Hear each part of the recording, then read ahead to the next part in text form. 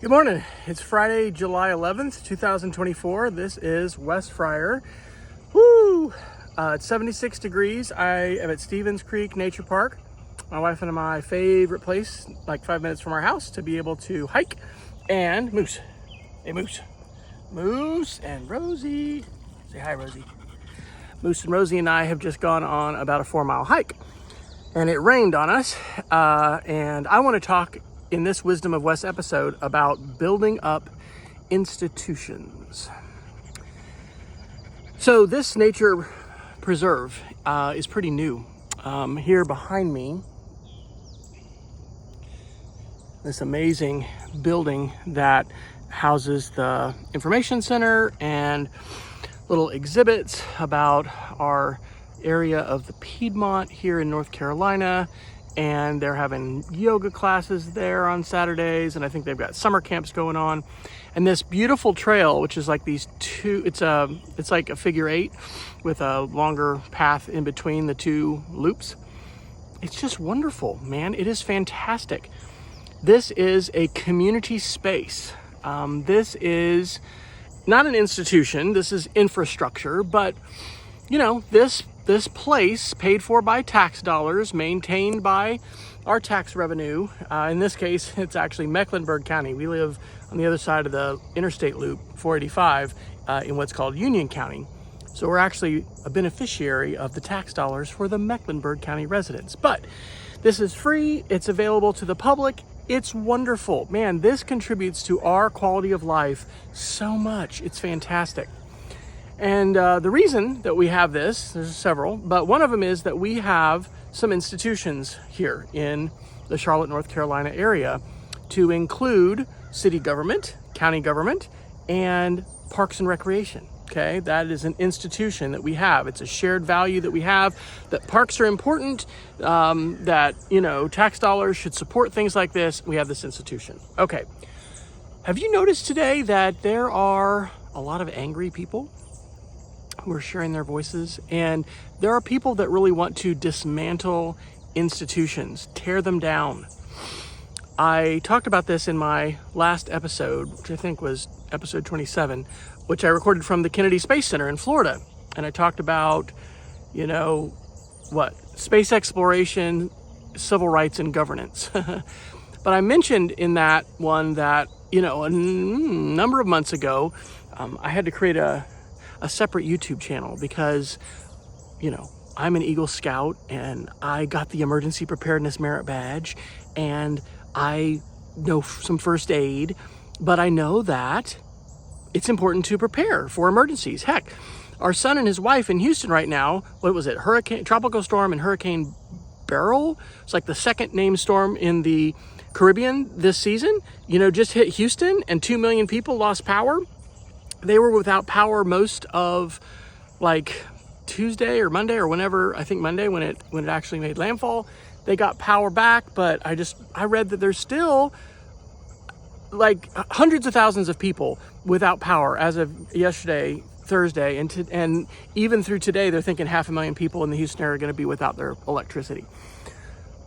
We need to prepare for emergencies, but you know what? Depending on who you're tuned into, especially with social media and on YouTube, you know, the United States and the world is about to go into global war. The entire power grid in the United States is about to shut down. Our government has failed us. And anyway, we're in such a politically polarized time. And what I'm concerned about is that we don't have enough people talking about building up institutions, you know, building up trust. How is it that we can build our trust of institutions?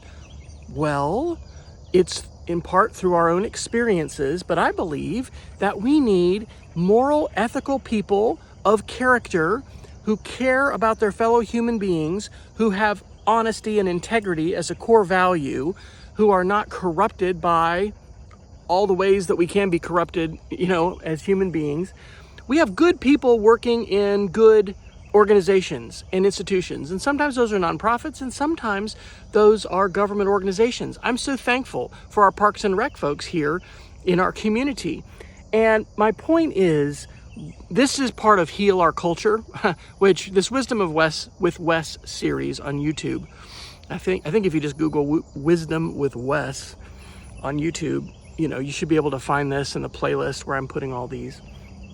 This is an eclectic mix of ideas, because I'm a middle school teacher and I'm off on summer holiday. So I'm starting off my day with a 4-mile hike. But, I am doing some really good reading this summer, and I'm teaching some classes. Tomorrow I'm teaching the first of a 2-part series for our Mint Hill Historical Society on family and community history, oral history, and I'm talking about recording your family's oral history, sharing it, preserving it. I'm going to be teaching part 2 of a series called Teaching the Conspiracies, which is for the Media Education Lab, and that's going to be coming up in about 2 weeks, actually. It's starting to rain again. And anyway, I'm reading a fantastic book in preparation for that by Renee DiResta. It's called Invisible Rulers. It's a new book that she has just come out with in 2024 in the last month or so. And so here's the thought that connects to all of that. We've got so much anger. We literally have merchants of outrage today, particularly on social media, but sometimes these folks are on broadcast channels on mainstream media as well. They're on the radio, they're on television. Outrage merchants, people that really tap into anger and getting people upset and mad.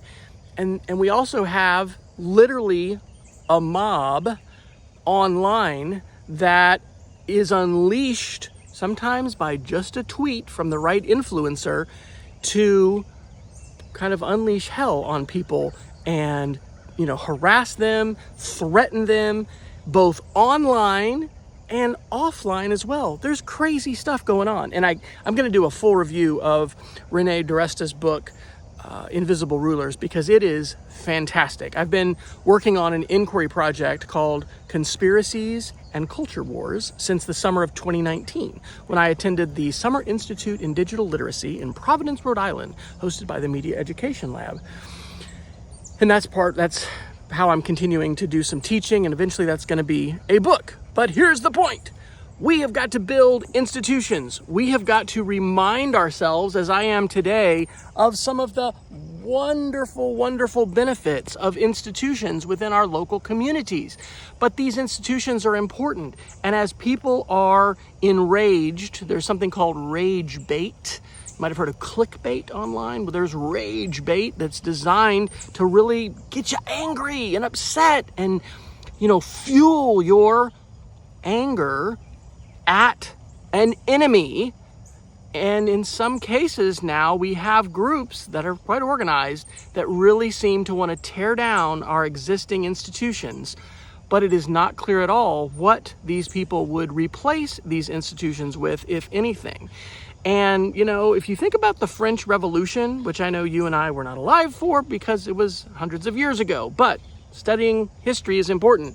The French Revolution followed the revolution here in the United States, and eventually the mob took over, right? The guillotine, Robespierre, was incredibly ugly. Because of the design of social media platforms today and a variety of factors, there are really powerful tools that we have in our fingertips, in our pockets, in our purses. The fact that I'm recording this on my smartphone, sitting here at a park near my house, and I'm about to put this on YouTube and put it in global distribution. So I don't know when and where you are in time or space listening to this message. What a powerful thing that is.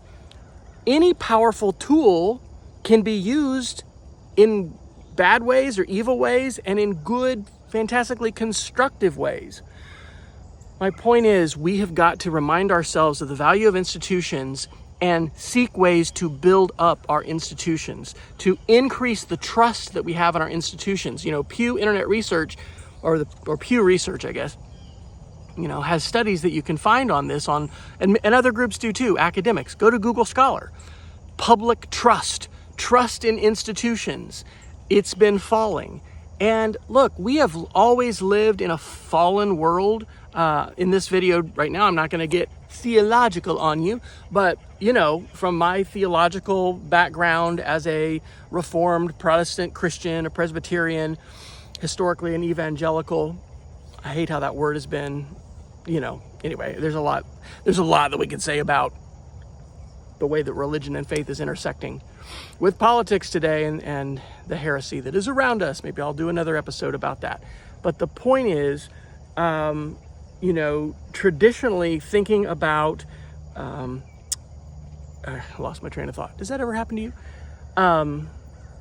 From the background and everything like that I come from, institutions, trust, there's a lot of value in authority figures, but I think we also need to be willing to question authority figures.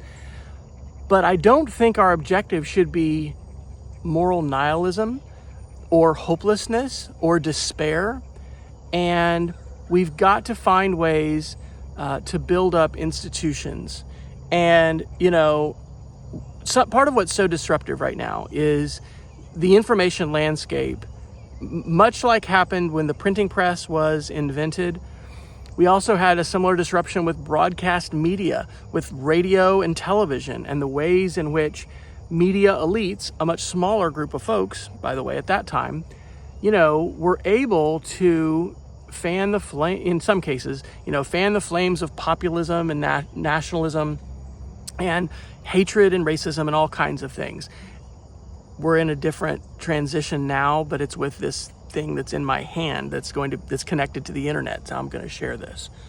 We've got to build trust. We've got to build up our institutions. We have got to find ways to heal our culture. Boy, again, if you're depending on what you're watching on YouTube, it can just look like such, and I don't think you have to be on YouTube. I think you can be on mainstream media. My mother's mother, Trudy Henley, used to watch CNN all day long, and then at night she would listen to Art Bell Coast to Coast for hours, and woo, let me tell you, it fired her up. Because if it bleeds, it leads. The stuff that's on the news, tends to be pretty negative, and there's some wild ideas out there. And if that's what we're filling our minds with all the time, we can get arguably a distorted picture of the world, and we can certainly have a view that's not very hopeful. I believe there's reason for hope. These tools that we're using right here, that you're watching this on, and that I'm, recording and broadcasting this on, tremendous potential to connect us and to help us use whatever talents and skills, whatever aptitudes and desires we have, to use those things for good, to use them for healing. So, my aspiration today as a almost 54-year-old, human being on planet Earth who happens to live on the East Coast outside Charlotte, North Carolina today, is I want to be a culture healer and not a culture warrior. That's why I've started Heal Our Culture, healourculture.org. Part of that needs to be rebuilding our institutions and building trust. So I hope you can find reminders in your local area of great infrastructure and wonderful institutions. And maybe we should thank those who work at these institutions and, for these groups. Maybe they don't get thanked enough. I think I'm going to do that. Maybe you should too. Let's find ways to build trust and build up institutions and not just tear them down and fill our minds with rage bait. Let's turn that off. Have a great day.